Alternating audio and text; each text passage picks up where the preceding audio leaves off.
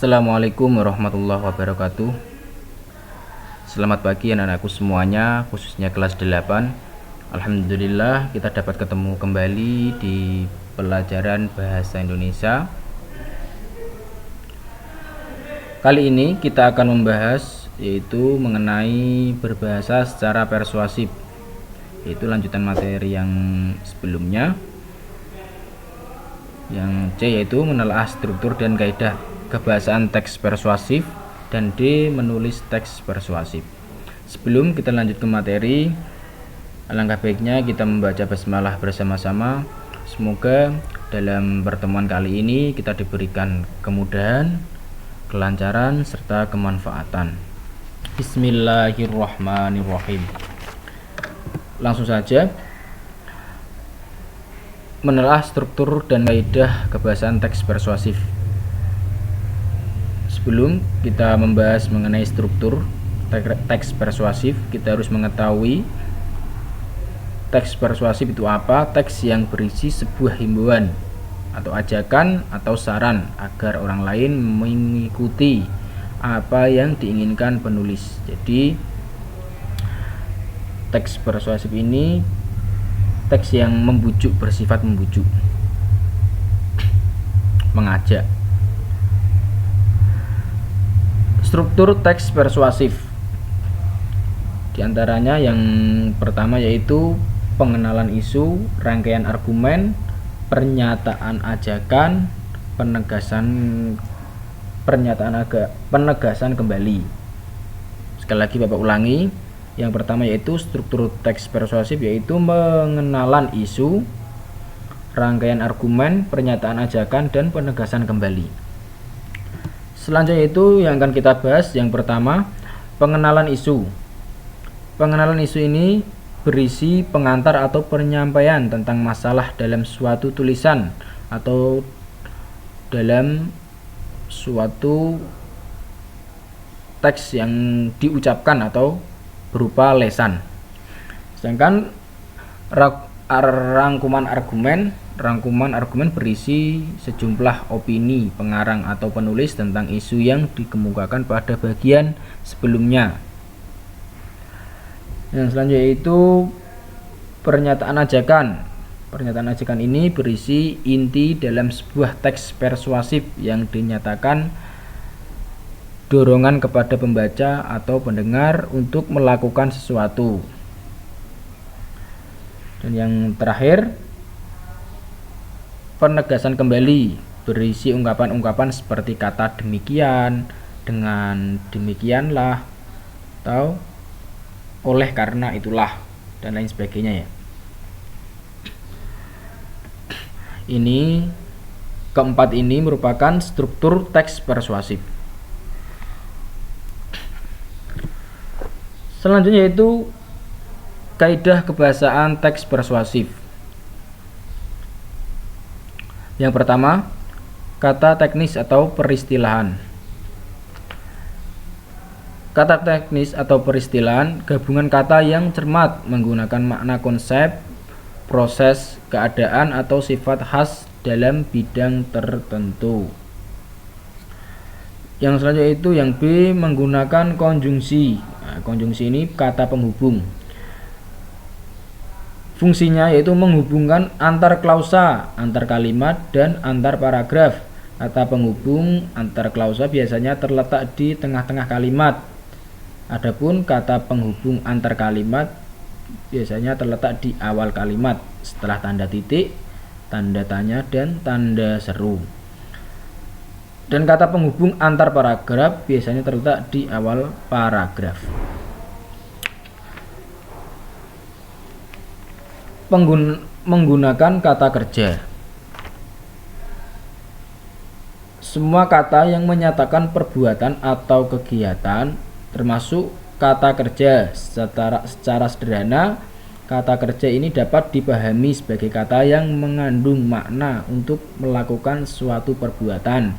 Misalnya seperti kata berlari, menulis, menari, itu termasuk kata kerja, yaitu yang sedang melakukan kegiatan atau sedang melakukan sesuatu. Yang selanjutnya itu yang D, menggunakan kata ajakan. Kalimat ajakan merupakan salah satu jenis kata dalam bahasa Indonesia yang berfungsi untuk menyampaikan keinginan pembaca pada seseorang agar mengikuti ajakan atau perintah. Namun, kalimat ini jelas berbeda dengan kalimat perintah, di mana kalimat ajakan hanya bersifat mengajak, namun tidak mengharuskan orang yang diajak untuk mengikuti ajakannya. Jadi tidak bersifat memaksa. Terserah seseorang yang mendengarkan agar mengikuti pembacanya atau pendengarnya. Yang yaitu mengandung fakta, yaitu kejadian atau peristiwa yang benar-benar terjadi atau kenyataan. Nah, yang selanjutnya yaitu D. Menulis teks persuasif. Kalimat dalam persuasif pada dasarnya hampir sama dengan slogan, yaitu bersifat membujuk. Hanya saja jika dalam slogan terdapat 4-5 kata yang menarik, adapun dalam kalimat persuasif yang bebas terdiri dari beberapa suku kata dengan tidak menghilangkan unsur menarik dan mengajak serta mengikuti perkembangan zaman. Guna dapat menulis teks persuasif menjadi menarik minat pembaca. Berikut beberapa penjelasan seputar penulis teks persuasif. Yaitu yang pertama, menyiapkan bujukan atau ajakan. Kalimat bujukan dapat disebut sebagai kalimat ajakan. Kalimat ajakan termasuk kalimat persuasif. Menulis teks persuasif harus menyiapkan sejumlah bujukan atau ajakan. Adapun bujukan atau ajakan berfungsi sebagai tema utama. Berikut contoh ya, contoh bujukan atau kalimat bujukan. Ayo, mari, sayangilah. Ayo lestarikan hutan kita. Ayo simaklah penjelasan gurumu, sayangilah teman-temanmu. Nah, ini merupakan contoh kalimat bujukan atau ajakan. Mari, contoh ajakan. Ayo. Yang selanjutnya yaitu memperhatikan struktur dan kaidah teks persuasif. Kalian tentu sering menonton iklan di televisi. Apakah yang terbesit di benak kalian? Demikian juga halnya dengan kampanye-kampanye, misalnya kampanye pemilihan presiden, pemilihan kepala desa, atau pemilihan ketua OSIS. Ini biasanya menggunakan kalimat persuasif. Ayo menyoblos nomor 2 atau nomor 3 atau nomor sekian, tergantung pemilihan atau presiden atau apa. Yang biasanya yang digunakan yaitu kalimat atau paragraf persuasif. Langkah-langkah untuk membuat paragraf persuasif yang harus kita tempuh atau yang harus kita lakukan, yang pertama yaitu menentukan topik. Sebelum kita menulis atau membuat kalimat persuasif, kita harus menentukan topik terlebih dahulu supaya nanti tidak bingung. Nah, ini apa yang akan dibahas. Menentukan topik pokok pembicaraan atau topik permasalahannya yang akan kita tulis. Setelah kita menentukan topik, kemudian menentukan tujuan yang dibuat, tujuan yang akan kita buat. Tujuannya itu dengan jelas, masuk akal, bisa dipercayai oleh pembaca atau pendengar. Nah, supaya kenapa harus jelas, yaitu agar pembaca atau pendengar tertarik dengan apa yang kita ajak. Yang setelah kita menentukan tujuan, yaitu yang C, membuat kerangka. Dibuat agar paragraf lebih sistematis dan logis. Setelah kita membuat kerangka, kemudian yaitu mengumpulkan data yang dicari semaksimal mungkin dan jangan merekayasa, jangan mengada-ngada. Setelah mengumpulkan data, kita menyusun paragraf, yaitu dengan menggunakan pilihan kata yang baik agar mudah meyakinkan para pembaca maupun pendengar.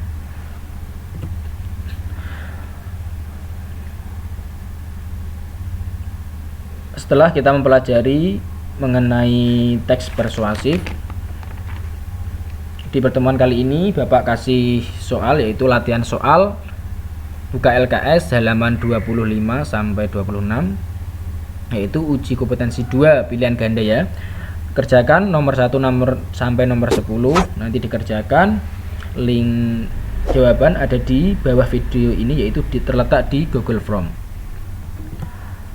Terima kasih, kurang lebihnya mohon maaf. Assalamualaikum warahmatullahi wabarakatuh.